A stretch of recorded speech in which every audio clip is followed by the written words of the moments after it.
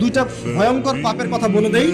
এই দুইটা পাপে যারা আসক্ত হয়ে আছে তারা তওবা করে ফিরে আসলে পরেও সারা জীবন তাদেরকে এটা সাফার করতে হবে। কথা বুঝতে পারছেন?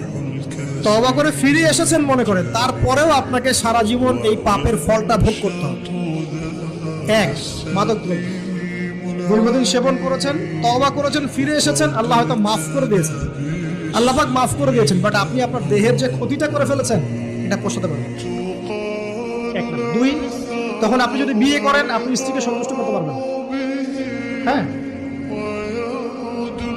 দুই নাম্বার হচ্ছে এই যে গোপনে যুবকরা যে পাপটা করে, মাস্টারবেশন, যেটাকে আমরা বলি হস্তমৈথুন, এই পাপ যেসব যুবকরা করছে বা করে এবং অ্যাভেলেবেল, এই পাপটা সবাই করে, কারণ এখন পর্নের যুগ, পর্ন দেখলে তো আর কোনো উপায় নাই, তখন তো এই পথেই যেতে হচ্ছে, নিজের উপরে নিজেকে জুলুম করতে হচ্ছে।